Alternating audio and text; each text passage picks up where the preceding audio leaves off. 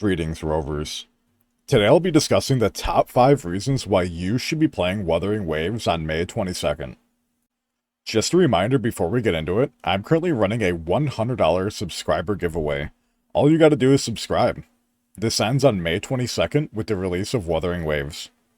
I know I don't say this enough, but I sincerely appreciate all of your guys' support. This channel has absolutely blown up in the past week, and I have it all thanks to you guys. I'm gonna keep doing what I'm doing, and making high quality content for you guys to enjoy for Wuthering Waves. If there's any specific videos you guys would like to see, drop a comment down below and know what sort of videos you want to see in the future. Reasoning number 1, the co-op.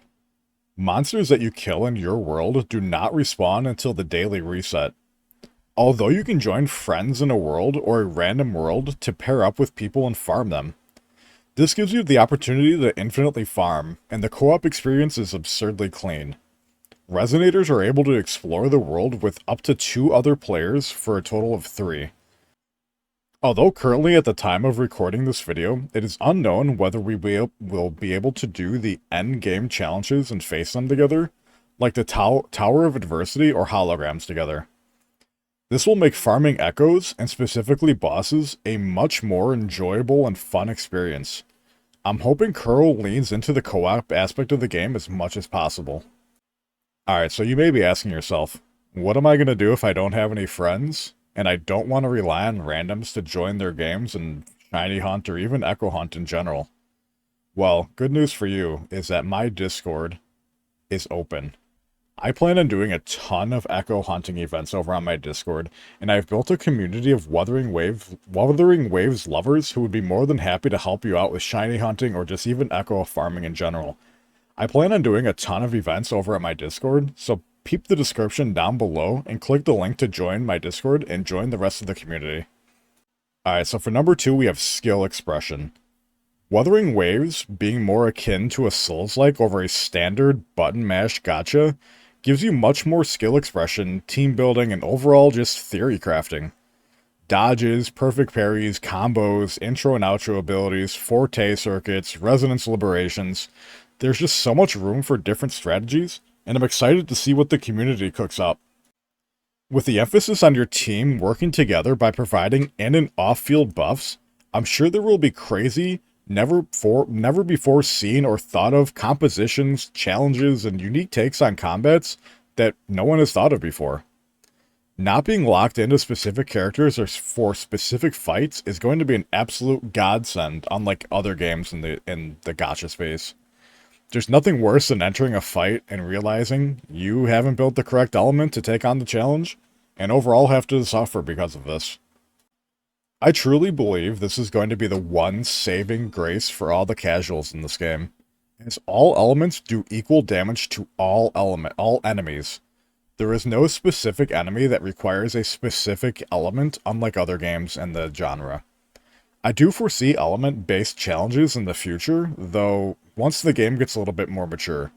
I think it'll add another depth of complexity if they focus on something like this for endgame, but not necessarily, beginner, mid to late-ish game. That way the casuals can thrive, because the game is going to live or die by the casual base at the end of the day. Alright, thirdly, we have the Gacha System. Unlike other games, Wuthering Waves is set to be extremely generous with its player base at launch. With offering over 240 pulls on the launch, through all of the in-game content, rewards, and events that are going on, you're going to be able to receive a massive roster of resonators and weapons to take on anything the game has to throw at you. Now again, Kuro hasn't 100% confirmed the 5-star selector on 80 pulls, but I have a sneaking suspicion that this will be offered on launch, due to how widespread this decision has been. And remember, the only thing that is completely and 100% guaranteed is the Beginner's Convene banner, which will give you a random 5-star after doing 50 pulls on it. If we don't get the 5-star selector, again, which I have a high sneaking suspicion we will, rerolling accounts may be back on the table, boys, especially if you want a specific 5-star. But, not only that, pulling on weapon banners, you are guaranteed to pull the weapon once you hit pity. None of this 50-50 or 75-25 nonsense. I'm hoping certain other companies catch on to this, as this is a decision that is absolutely incredible and is buying Kuro a ton of good faith in the gacha space community. Theory crafting long term here, I have a feeling that Kuro is going to lean into this as much as absolutely possible. Obviously, at the end of the day, they're a company, and they really want to make sure they're maximizing profits, but guaranteeing banners just means more people are going to spend more money on it. That way they know for sure that they're going to get what they want after they spend X amount of dollars. That being said, though, it does technically disincentivize the whales a little bit more. But you know those whales, they're going to get all the weapons and resonators to their max resonance at the end of the day, so does it really matter that much? So fourth on the list, Echoes just equals Pokemon.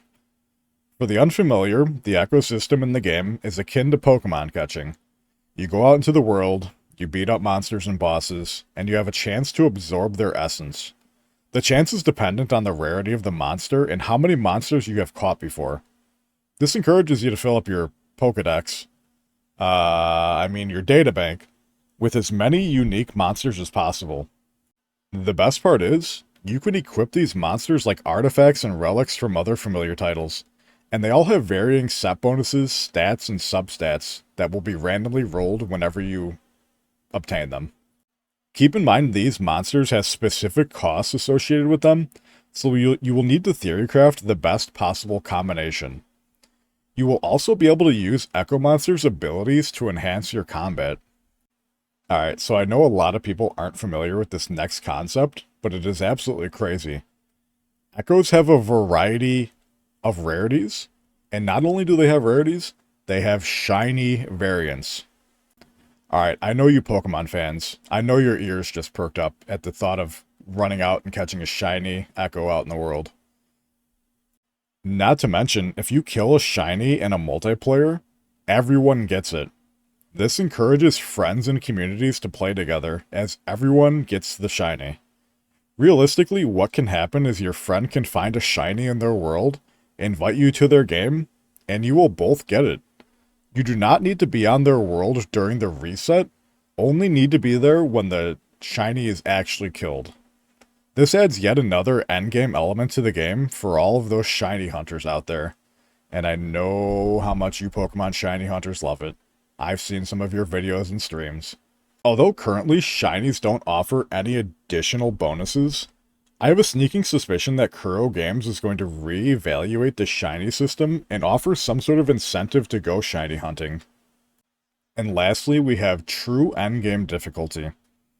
Unlike most gacha games, which have an extremely boring or limited endgame activity or system, Wuthering Waves on launch has the hologram boss system, which lets you face off against extremely harder versions of the bosses. On beta, the difficulties went all the way up to 6, with each floor being significantly harder than the last. Not only does this offer something for players to strive for, it ties back to my earlier discussion on skill expression. These higher difficulty bosses are not going to be any joke whatsoever, as these are timed events, meaning you will have to perfect your craft and make sure all of your damage is at the highest it can possibly be with your echoes, your weapons, and just your skills. Team combos are going to be incredibly important for this mode, as you're going to need to pump out as much DPS as you possibly can to make sure you're meeting these very strict timers on the bosses. You'll also need to take advantage of dodges and perfect parries to reduce the amount of time you spend taking hits, and to reduce the boss's stagger meter, which once that bar is reduced, they go into a stun state where they take additional damage and you can just sit there and wail on them. This is the true definition of a Souls-like, using everything you've built up during your game into the final culmination of one hard-as-hell fight. Alright, so that about wraps it up. Those are the top 5 reasons why I think you need to play Wuthering Waves. Did I miss anything? What are you most excited for in Wuthering Waves? Let me know down in the comments below. I'm genuinely curious what you guys are specifically looking forward to that sets this game apart from Genshin and Star Rail. And as always guys, I know I say this a lot, and I'm sure you're tired of hearing it, but please drop me a like and subscribe. It means the world to me. and I can't believe how fast this channel is growing, and I have it all thanks to you guys for. Alright, I'll see you in the next one. Later.